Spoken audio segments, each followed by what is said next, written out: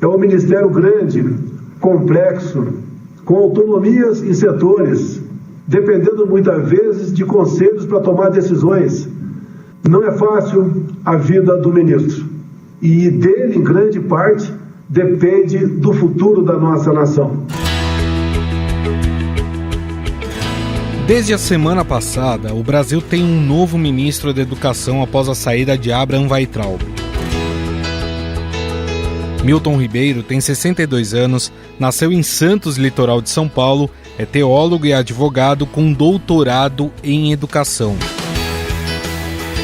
Ele também é pastor da Igreja Presbiteriana. Apesar da sua religião, no discurso de posse, defendeu o Estado laico. Conquanto tenha a formação religiosa, meu compromisso, que assumo hoje ao tomar posse, está bem firmado e bem localizado em valores constitucionais da laicidade do Estado e do ensino público. Ainda em seu discurso, o ministro da Educação saiu em defesa do ensino público e prometeu abrir um grande diálogo para ouvir acadêmicos e educadores para a elaboração de políticas públicas do país. Queremos abrir um grande diálogo para ouvir os acadêmicos e educadores que, como eu, estão entristecidos com o que vem acontecendo com a educação em nosso país. Haja visto nossos referenciais e colocações no ranking do PISA. Ao discursar no evento por videoconferência por causa do coronavírus, Bolsonaro afirmou que a presença de um gestor voltado para o diálogo trará entendimento ao setor. Existe hoje em dia uma gama enorme de excelentes e excepcionais professores em todos os níveis do Brasil. E com toda certeza, a chegada de um ministro voltado para o diálogo, usando a sua experiência e querendo o melhor para as crianças, esse entendimento se fará presente. Mas, claro, o quarto ministro da Educação na gestão Bolsonaro não saiu ileso. Milton Ribeiro já defendeu educar crianças com dor em um vídeo publicado há 4 anos pela Igreja Presbiteriana Jardim de Oração, em que ele fala à comunidade evangélica sobre a vara da disciplina e a importância de disciplinar as crianças. Agora, como disse, essa correção é necessária para a cura, é nesse que eu estou, né? Não vai ser obtido por meios justos e métodos suaves. Talvez aí uma porcentagem muito pequena de criança precoce, superdotada, é que vai entender o seu argumento. Deve haver rigor, severidade. E vou dar um passo a mais, talvez algumas mães até fiquem com raiva de mim. Deve sentir dor. Aí na posse, ele tentou explicar o conteúdo do vídeo. Jamais falei em violência física na educação escolar e nunca defenderei tal prática, que faz parte de um passado que não queremos de volta. Polêmicas à parte, o desafio do novo ministro é grande em uma das áreas mais sensíveis e desgastadas na gestão Bolsonaro.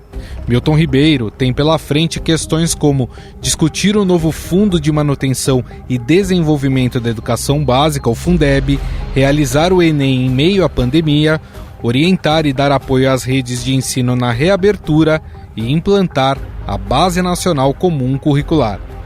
Aliás, a discussão pela aprovação de um novo Fundeb com mais dinheiro para a educação por parte do Executivo Federal tem sido motivo de rusgas entre o governo e Congresso. A votação está marcada para esta terça-feira na Câmara dos Deputados. A gestão Bolsonaro pede que a discussão vá para a semana que vem. Com a pressão do governo por mudanças, o presidente da Casa, Rodrigo Maia, defende o projeto do novo Fundeb do jeito que foi proposto. Acho que o texto tem muitos avanços, né? Sempre teremos críticas, mas o texto, eu acho que ele vai na linha correta, vai ter um percentual pela primeira vez com a preocupação com a melhoria da qualidade do ensino, e nós vamos, além disso, incrementar, colocando uma recomendação que foque na educação infantil e no ensino médio profissionalizante. O governo quer evitar o aumento da complementação da União no fundo de 10% para 20%, como é proposto no relatório da deputada professora Dorinha do DEM de Tocantins. Além disso, a ideia da equipe econômica é destinar 5 pontos percentuais dessa fatia do Fundeb ao Renda Brasil, nome que substituirá o Bolsa Família, e jogar só para 2022 as mudanças no fundo. Afinal, o que devemos esperar do novo ministro da Educação? O que é o Fundeb e por que ele é tão importante para a educação brasileira? Quem nos responde essas e outras questões é a repórter especial do Estadão e que cobre a área de educação, Renata Cafardo. Tudo bem, Rê? Como vai? Tudo bem, e você, Gustavo? Também, tudo certo. Primeiro, o que dá pra gente falar desse ministro? É um advogado, é um teólogo, doutor em educação, teve um vídeo dele circulando nas redes sociais defendendo a educação na forma de dor para as crianças aprenderem. O que dá pra gente tirar, analisando assim, claro, nesse primeiro momento, bem superficialmente, a história do novo ministro? Então, ele era uma pessoa muito desconhecida no meio educacional, tá? Quando o nome dele surgiu, inicialmente até nas prévias, digamos assim, quando você estava surgindo um nome a cada dia, ninguém nem sabia quem era. Quem conhecia era o pessoal do Mackenzie mesmo, eu tenho algumas fontes do Mackenzie que conheciam. Agora, no meio educacional, ele não era, ninguém tinha a menor ideia do que ele fazia, quem era ele, de onde ele tinha surgido. Ele já estava numa comissão de ética lá da presidência da República, tinha sido indicado pelo Bolsonaro, então ele já fazia parte do governo de alguma forma. Mas na educação ele realmente não era conhecido. Até porque ele não tem um histórico nem de administração na educação, de ter trabalhado em algum cargo fora o fato de ele ter sido vice-reitor do Mackenzie no começo dos anos 2000, ele não tinha nenhum cargo de gestão pública, principalmente, né, na área da educação, então não era conhecido nessa área, e também não estudou a educação, né? Ele é um estudioso da religião. Ele é um pastor evangélico e um estudioso da religião. Ele tem mestrado e doutorado, o doutorado dele feito na Faculdade de Educação da USP, mas sobre o calvinismo, né, sobre como se dá a religião nas escolas protestantes. Então, não é um estudo que a gente pode dizer, não é um doutorado em educação pública, como se imaginava, em alguma questão que possa ser aplicada para a maioria, né? É um foco ali, ele estudou as escolas protestantes, que é a área dele. Então, fazendo esse resumo, a gente vê que não havia, de fato, uma experiência na área da educação, principalmente na educação pública, zero. Mas ele já entrou, né, até na posse, ele entrou com um tom de conciliação, porque o que se mais reclama no governo Bolsonaro é que não há nenhum contato com estados e municípios, com os secretários de educação dos estados, que precisam ter essa articulação com o Ministério da Educação. Isso não existe, eles sequer são recebidos. Então ele já entrou com esse discurso que precisaríamos fazer um pacto nacional, que é muito interessante do ponto de vista teórico. Se vai acontecer, a gente não sabe. Você comentou essa história da dor, né? Logo que ele surgiu, as redes sociais começou a pipocar todo tipo de vídeo, né, do novo ministro, e em um deles ele falava justamente isso, que as crianças precisam ser castigadas, precisam sentir dor para entender quando fizeram algo errado, entendeu? Era defendendo que as crianças, de alguma forma, apanhassem, porque só com a conversa elas não iam entender. Ele negou, na posse, que defenda isso, mas o vídeo tá lá, né? Ele disse isso num culto. Se no passado se acreditava nisso, hoje não se acredita mais nisso. É muito curioso, né? No mínimo que um ministro da Educação se acreditasse nisso. E agora a gente estava falando de articulação, né? E nesse momento está sendo justamente feita a articulação para o Fundeb, né? E o ministro não está participando. Pelo que eu sei das minhas apurações, ele não está conversando com deputados que estão lá na Câmara postos para discutir o Fundeb, nessa discussão do Fundeb, que deve ir durante a semana, vai acontecer durante essa semana e pode ser aprovado em breve. ele não está participando. Então já mostra que quem está preocupado com isso é o Paulo Guedes, é o ministro da Economia. Então, mais uma vez, você vê um ministro da Educação fraco, que teria que estar lá articulando e vendo os interesses da educação nesse momento, né? Porque o que é o Fundeb, para até nosso ouvinte entender? O Fundeb é o fundo que financia a educação e acaba que 60% quase da educação básica do país inteiro é financiada pelo Fundeb. Então, é sustentada pelo Fundeb, porque os municípios não têm quase verba própria para sustentar suas escolas. Todos os estados e municípios colocam uma parte dos seus impostos lá, no Fundeb, e ele é como se fosse uma cesta que redistribui conforme um valor mínimo por aluno, que é estipulado pelo governo federal, está em torno de 3 mil e poucos reais. Então, quem não chega com seus próprios impostos a esse valor, recebe esse dinheiro do Fundeb. E muitos deles, a maioria deles, depende do dinheiro do Fundeb. Então, a forma como é feita essa distribuição está sendo discutida agora muito, se quer principalmente que aumente a quantidade de dinheiro que o governo federal coloca no Fundeb. Hoje eles colocam 10% do Fundeb, a intenção é que aumente para 20% da grana do Fundeb venha do governo federal, e também como vai ser distribuído esse dinheiro, né? Se fala em distribuir conforme resultados, ou favorecendo os municípios mais pobres. É muito importante, é crucial para a educação a aprovação do Fundeb, porque ele acabava em 2020, né? Ele acaba em 2020, ele precisa ser novamente discutido agora e aprovado. E o ministro da Educação não está dentro disso, dessa discussão, é muito ruim, né, para o governo, claro, e para o país. A gente vê, inclusive, uma disputa ministerial ali, vamos dizer assim, porque de um lado tem a educação, com o interesse de que esse novo Fundeb, vamos dizer assim, seja aprovado, obviamente, para que ele continue, e não só isso, para que ele seja fortalecido, e por um outro lado a gente vê a economia falando, não, olha só, a gente não pode aumentar esse dinheiro no Fundeb. Muito pelo contrário, a gente tem que estudar até formas de reduzir esse dinheiro para que a gente possa aplicar, por exemplo, na área assistencial, por exemplo, dos auxílios que estão sendo dados nesse momento de pandemia. Então, essa seria a briga que está acontecendo nesse momento, Renata, em relação ao Fundeb? De certa forma né? O governo disse que não sabe de onde vai sair o dinheiro, diz que o projeto da deputada Dorinha não estipulou, aumenta de 10 para 20, mas de onde vem esse dinheiro, ainda mais num momento de pandemia, né? E a outra coisa é que o governo quer usar uma parte do Fundeb para o Renda Brasil, que é esse novo programa de assistência social que o governo está querendo criar, uma espécie de Bolsa Família, né? Só que isso não é possível, segundo alguns deputados, até é inconstitucional, porque o dinheiro do Fundeb é para manutenção da escola, ele chama Fundo de Desenvolvimento e Manutenção da Educação.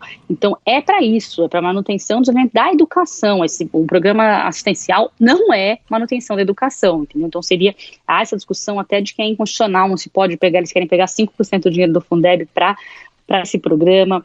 E dizem também, uma das questões fortes é que o governo colocou na proposta dele que o dinheiro do Fundeb só pode ser usado no máximo, 70% do dinheiro do Fundeb, no máximo pode ser usado para pagamento de professores, para folha de pagamento. E o projeto da deputada Dorinha, que estava em entrar em discussão, dizia que era no mínimo 70%. Então, enquanto os deputados pedem no mínimo 70% para pagamento de professores, o governo pede no máximo. E hoje a gente sabe que a maioria dos municípios do país usa até mais de 80% para pagamento de professores. Eles pegam quase todo o dinheiro do Fundeb para pagar professores, porque eles não têm mais dinheiro do município deles. Aí o restinho que eles têm, eles usam ali para manutenção da escola, para a estrutura da escola. Então eles precisam do Fundeb para pagar professores. Com isso, isso, segundo os deputados, é um desconhecimento total de como funciona a educação do país, você propor algo assim. E o mais curioso é que essa proposta do governo veio em pleno sábado, depois de meses que o Fundeb está sendo discutido, desde o ano passado está havendo essa discussão, aí houve esse projeto da deputada professora Dorinha, o governo nunca se manifestou, assim, o Entralbe chegou a dizer algumas coisas, mas nunca houve uma discussão aberta do governo com os congressistas sobre isso, nunca foram recebidos pelo ministro, e de repente, nesse sábado, assim, na calada da noite, no fim, quando o Fundeb já estava na pauta para ser votado essa semana na Câmara, chega uma proposta assim do governo, mas uma proposta não foi nem muito clara, não se dizia muito bem de onde veio, eles lançaram para os deputados do Centrão, mas não era uma coisa declarada, entendeu? Assinada por alguém do governo, também veio assim meio toda estranha, meio que para, segundo os deputados, para testar o poder deles, entendeu? Para testar até quanto que eles estavam acreditando naquela proposta que eles estavam querendo votar ali, que foi construída dentro do Congresso, porque não houve essa articulação com o governo, então a proposta teve que ser construída dentro do Congresso pelos deputados da bancada da educação. Então chegou essa meio contraproposta do governo de um jeito meio testando ali, vamos ver se dá pra gente colocar alguma coisa, se não dá. E houve uma reação fortíssima no fim de semana.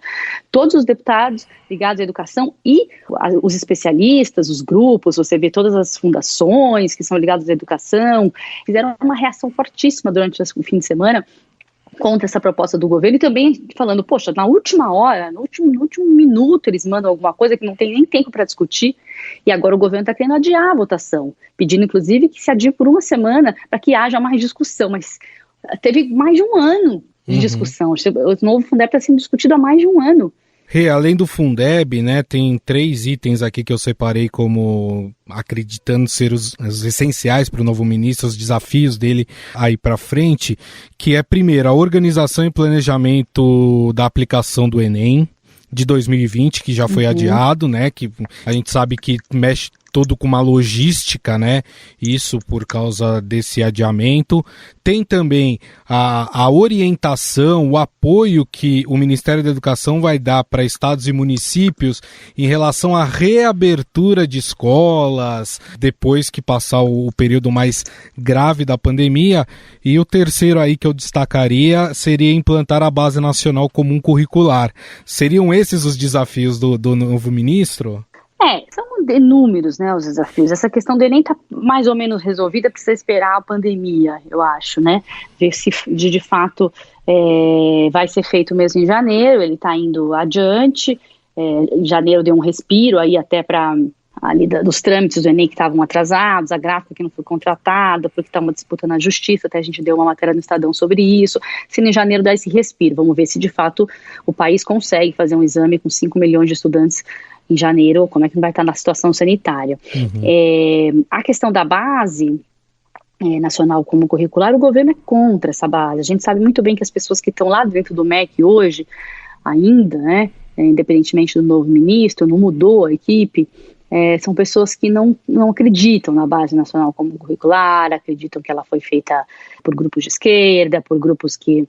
Essas críticas que a gente mal consegue explicar, mas eles não acreditam que a Base Nacional Comum Curricular é algo que ajude a educação do país. Eles não, com a base, por exemplo, você tem uma ideia, ela pede que se tenha discussão de educação sexual, de gênero nas escolas, né, questão da história dos negros, indígenas, e são coisas que a gente sabe que esse governo não defende. Então, de alguma forma, eles pegaram a base para ser o inimigo da educação. Então, eu acho difícil haver algum tipo de apoio nesse sentido, apesar dos estados e municípios já estarem trabalhando, fazendo seus próprios currículos com base, na BNCC. Então, isso não tem o apoio do MEC, o que é muito ruim, mas eles podem continuar trabalhando com autonomia.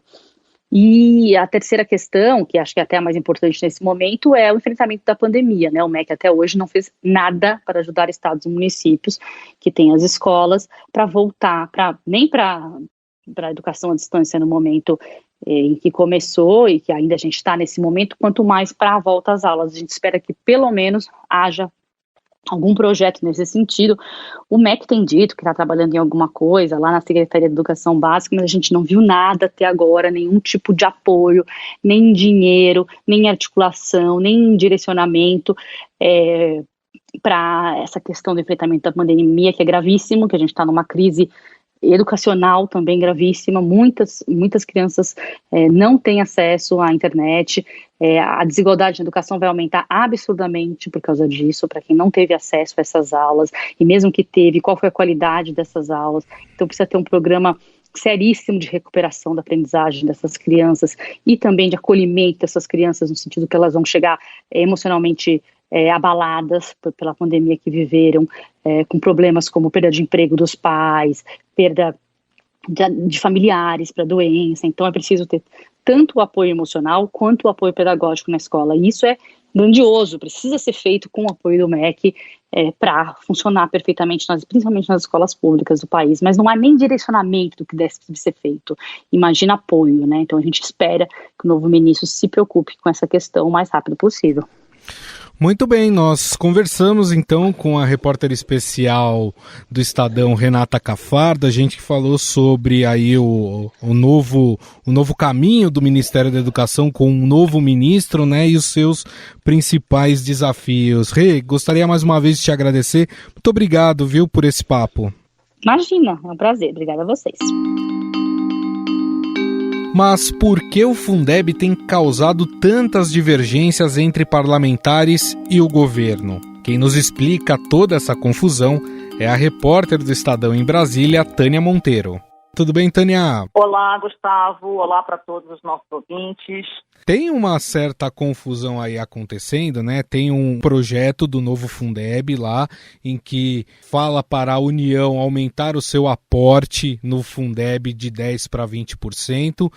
Mas quem não gostou dessa história foi o ministro da Economia, Paulo Guedes, que não só não quer que se aumente esse percentual, como também queria pegar parte desse recurso para poder implantar nesse novo programa de renda, de assistência, que vai se chamar Renda Brasil. É isso mesmo, Tânia? É isso. O governo quer usar pelo menos 5%, né?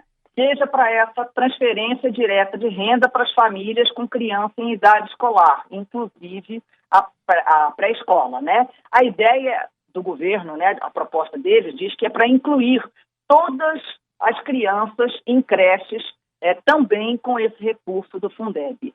Bom, está uma polêmica muito grande. A relatora, que é a deputada professora Dorinha, né, que é do DEM, partido do Rodrigo Maia, defende esses 20% de arrecadação para o Fundeb. Hoje, esses recursos são da ordem de 10%.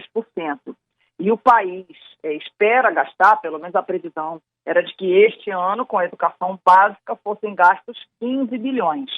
Né? Então, se a gente for pensar em termos de hoje, a ideia do Congresso é de passar de 15 para 30, né? Se é para passar de 10 para 20, de 10 para 20, seria o dobro, né? O governo tinha aceito chegar a 15, mas negociou e aceitou chegar aos 20, desde que 5% seja para incluir as crianças com idade pré-escolar, né?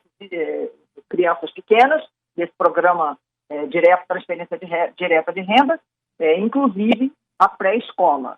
Né? Então, mas tem várias polêmicas nessa discussão. O Rodrigo Maia, que é o presidente da Câmara, ele não aceita esse adiamento para 2022, diz que essa sinalização é muito negativa e até na última fala dele, ele atacou indiretamente o Weintraub, dizendo que nem é mais ministro, dizendo que o debate do Fundeb ficou esquecido pelo responsável pela educação no governo. Né? Então, tem uma série de polêmicas aí.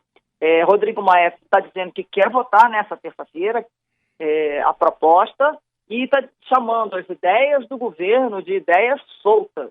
Só que agora a gente tem um outro probleminha aí na mão, que é o próprio ministro da Educação novo, Milton Ribeiro, testou positivo para o Covid. Então, esse adiamento para a semana que vem, a gente não sabe se é isso mesmo, né? Tem várias polêmicas aí do meio. O que a gente tem a impressão, né, como você falou, o ministro testou positivo para a Covid, vai ter que ficar de quarentena, não vai poder participar de qualquer, pelo menos não presencialmente, de qualquer discussão em relação a esse assunto. Mas se tinha a impressão também, tudo bem que o novo ministro tomou posse na semana passada, é de que ele já não estava sendo muito incluído nessa discussão. É essa a impressão que dava, Tânia? Pois é outra polêmica, né? O Weintraub não era incluído, o Congresso rejeitava ele, o novo ministro também ainda está chegando, a gente não sabe se já foi rejeitado de cara, ou é porque ainda esse início, ainda não conseguiram discutir, conversar, mas o fato é que ele não estava dentro ali da discussão não só com a relatora, né, como com as pessoas que estão envolvidas nessa proposta. Né? O próprio ministro Luiz Ramos hoje soltou uma nota defendendo esse adiamento da negociação e está todo mundo aí tentando ajustar isso por parte do governo, mas o Congresso não quer saber disso não. Né? Então, tem a outra questão que está nessa polêmica também, é que a relatora defende que, no mínimo, 70% do Fundeb fique para professores, para o salário dos professores, né? O governo quer usar também esse dinheiro para ter recursos para infraestrutura escolar, né? A relatora quer excluir a possibilidade de municípios pagarem aposentadorias dos professores com recursos do Fundeb. O governo é contra, porque diz que os estados e municípios não têm recursos agora, com a crise pior ainda, né? Tem menos ainda. Então, o que o governo está dizendo? Na prática, com a proposta da relatora, todo o Fundeb acabará indo para os salários dos professores da ativa. E como tem essa paridade em muitos lugares ativa e quem está aposentado, isso vai aumentar muito o gasto dos estados e municípios, que vão quebrar pagando aposentados. Enfim, é a briga de narrativa, né? Sim. Então, a proposta de iniciar o 10% para 20% a partir de 2021, o governo está falando que começar a aumentar em 2022 seria mais vantajoso, porque o Brasil está sofrendo todo esse impacto da pandemia, né? A crise econômica, e precisa de ter um fôlego para recuperar a economia pós-pandemia, né? E eles também insistem que, ao contrário do que estava sendo divulgado, em 2021 está garantido os mesmos 10%. Mas o fato é que o Congresso não quer 10%, o Congresso quer 20%. Bom, esta Tânia Monteiro, repórter do Estadão em Brasília. Tânia, mais uma vez, muito obrigado, viu, pela atenção. Um grande abraço para você. Para você também e para todos os nossos ouvintes. Obrigada aí vocês. Estadão Notícias. O Estadão Notícias desta terça-feira vai ficando por aqui. Contou com apresentação e produção minha, Gustavo Lopes, produção de Júlia Corá e montagem de Moacir Biasi. O editor do núcleo de áudio do Estadão é Emanuel Bonfim. O diretor de jornalismo do Grupo Estado é João Fábio Caminoto. Mande seu comentário e sugestão para o e-mail podcast@estadão.com. Um abraço e até mais. Estadão Notícias.